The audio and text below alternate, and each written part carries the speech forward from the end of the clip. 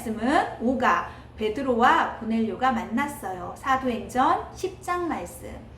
자, 우리 친구들, 선생님이 재밌는 제안을 한번 해볼게요. 지금 이 세상에 없는 동물들을 우리 친구들이 창조를 해야 된다면 어떤 동물들을 만들고 싶은가요? 선생님은 생각해봤는데 하늘을 나는 날개가 있으면서 그 날개가 물속에 들어갈 때는 지느러미로 바뀌어서 이렇게 물속에 수영을 할 수 있는 그런 동물을 만들고 싶어요. 선생님이 왜 이 동물 이야기를 하냐면 오늘 말씀에 예수님의 제자 중에 이 동물하고 관련된 환상을 본 그 제자가 있어요. 그래서 선생님이 이 동물 이야기를 한 거예요. 한번 말씀을 통해서 볼게요. 자, 오순절 성령 강림 이후 사건 이후에 예수님의 제자들은 담대하게 복음을 전하게 되었어요. 그러나 복음을 전할 때 그냥 좋은 일만 일어난 게 아니라 또 핍박도 많아졌어요. 특히 스데반이 순교하면서 예루살렘 교회는 핍박을 받게 되어서 그 예수님의 제자들, 예수님을 믿는 사람들이 뿔뿔이 흩어지게 되었어요. 그러나 흩어지는 가정 가운데에서도 하나님께서 복음을 더 전하게 되고 점점점 복음이 더 펴져가는 그런 일들이 바로 사도행전의 이야기예요. 자, 우리 저번 시간에는 빌립을 통해서 에디오피아 내시가 예수님을 영접하는 내용이 나왔죠. 오늘은 유대 지역에 그 로마 통치 수도인 가이사라라는 곳에 백부장 고넬료라는 사람이 살고 있었어. 이 사람은 유대인이 아니었어요. 근데도 불구하고 로마의 신들을 섬기는 게 아니라 유일하신 하나님을 섬기는 사람이었어요. 하나님을 사랑하는 사람이었고요. 그리고 착한 일을, 선한 일을 많이 하는 사람이었어요. 그런데 그가 환상 가운데 천사가 나타나서 베드로를 청해서 집으로 오게 하라라는 환상을 보게 돼요. 자, 그 베드로는 지금 가이사라에서 떨어져 있는 욥바라는 45km 정도 떨어져 있는 욥바라는 곳에 있었어요. 베드로가 기도하러 지붕에 올라갔는데 하나님께서 환상을 보여주세요. 근데 어떤 환상이었냐면 보자기 안에 동물들이 이렇게 가득 있는데 그걸 보고 하나님이 먹어라 라고 하시는 거예요. 근데 그 당시에 유대인들은 그 음식법이 있었어요. 모세를 통하여 율법이 주어졌을 때 음식도 아무 음식이나 먹을 수 없었어요. 하나님이 정하다, 부정하다 라고 정해진 음식이 있었어요. 그래서 부정하다고 한 음식은 먹어서는 절대 안 되는 거였어요. 예를 들어서 돼지 같은 경우는 대세김질을 하지 않기 때문에 굽이 갈라져 있어도 대세김질을 하지 않기 때문에 먹어서는 안 돼요. 우리 친구들 돼지고기 좋아하죠. 삼겹살도 좋아하고 소세지도 좋아하고. 그런데 그 당시 유대인들은 그것은 부정한 음식, 하나님이 정해진 율법에 부정하다고 하기 때문에 그것들은 먹지 못했어요. 뭐 꽃게도 못 먹고 새우도 못 먹고 그랬어요. 근데 그런 음식들, 부정하다고 생각했던 그런 동물들이 이렇게 잔뜩 있는 보자기가 이렇게 내려와지더니 먹으라고 하는 거예요. 너무 깜짝 놀랐겠죠. 마치 우리 친구들한테 갑자기 우리들이 흔히 먹지 않는 뭐 도마뱀 같은 것들을 고추장에 찍어 먹어라 하면 우리 친구들 우와 하고 소리 지를 거예요. 마치 이 베드로한테는 이거는 정말 상식에서도 벗어난 일이었고 믿음하고도 관련된 일이었어요. 절대 율법에서 벗어나는 이런 일들을 해서는 안 된다고 생각하는 베드로는 안 됩니다. 저는 부정한 것들은 먹지 않겠습니다. 그런데 하나님께서 뭐라고 했어요? 내가 정하다고 한 것을 네가 왜 부정하다고 하느냐? 라고 말씀하셨어요. 그리고서는 베드로가 가이사라에서 고넬료로부터 사람이 왔다는 걸 알고 고넬료 집에 방문하게 돼요. 그런데 고넬료의 집에 방문했을 때 베드로는 깨달았어요. 그 환상이 무엇을 의미하는 건지. 유대인들만 정말 하나님의 백성이고 하나님한테 구원받는 선택된 백성이라는 생각을 갖고 있었어요. 그리고 이 유대인이 아닌 그런 이방인들은 부정한 사람이라고 생각하는 게 바로 유대인들의 생각이었어요. 그러나 하나님께서는 유대인뿐만 아니라 그들도 부정한 사람이 아니다. 그들에게도 복음이 필요하고 복음을 전해야 된다는 걸 깨닫게 해주셨어요. 자, 그래서 베드로가 이 하나님을 사랑하는 고넬료 집에 가서 고넬료와 함께 그 있는 가족들에게 복음을 전하고 그들에게 세례를 베풀어 줬어요. 그랬더니 마치 그 유대인들에게도 성령 충만하여서 막 방언을 했던 것처럼 성령이 임하는 것을 눈으로 보게 되었어요. 자, 이 사건을 통하여서 우리 친구들이 무엇을 알 수가 있나요? 정말 맨 처음에 이 이스라엘 백성들에게 율법이 주어지고 이스라엘 백성들을 선택한 건 맞아요. 그러나 이 이스라엘 백성들을 선택해서 그들이 이 모세의 율법을 지켰던 것은 세상 사람들에게 다르게 이렇게 구별하기 위함이었어요. 그러나 예수님께서 이 땅에 오셔서 모든 율법을 완성하시고 모든 율법을 마치셨어요. 그렇기 때문에 이제는 이 유대인들에게만 예수님의 그 복음이 전해지는 게 아니라 유대인들을 통하여서 다른 이방인들에게도 복음이 전할 수 있는, 그게 바로 하나님의 그 구원의 계획이었어요.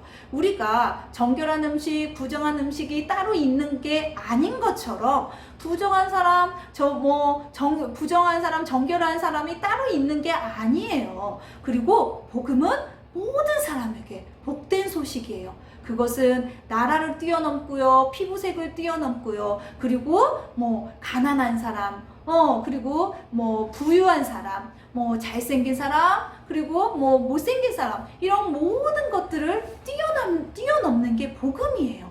우리 친구들이 우리도 사실은 한국 사람이잖아요. 그죠? 이스라엘이 믿었던 하나님, 이게 우리도 따지고 보면 이방인하고 똑같아요. 그런데도 불구하고 하나님의 그 사랑으로 우리에게 복음이 전해졌던 것처럼 우리 친구들에도 이 복음은 우리에게만 필요한 게 아니라 아직도 믿지 않은 친구들, 그 친구들을 편견 없이 바라보면서 복음을 전하는 우리 친구들이 되었으면 좋겠습니다.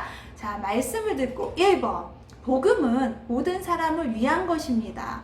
맞아요. 나는 외모로 사람을 판단하고 있지 않는지 한번 생각해 봅시다.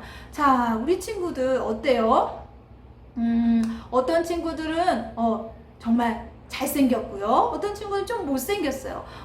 그렇게 우리가 외모로 사람을 판단해요. 그죠? 그리고 어떤 친구는 공부를 잘하고 어떤 친구는 공부를 못해요. 그리고 좀 어떤 사람은 가난하고 어떤 사람은 정말 부자예요. 이 모든 것들을 뛰어넘는 게 바로 복음이라고 했어요. 그런데 우리 친구들, 이 친구는 하나님 믿었으면 좋겠어, 구원받았으면 좋겠어, 저 친구는 구원 안 받았으면 좋겠어. 혹시 우리 친구들 안에 이런 편견을 갖고 있는 것은 아닌지 한번 생각해 봤으면 좋겠어요.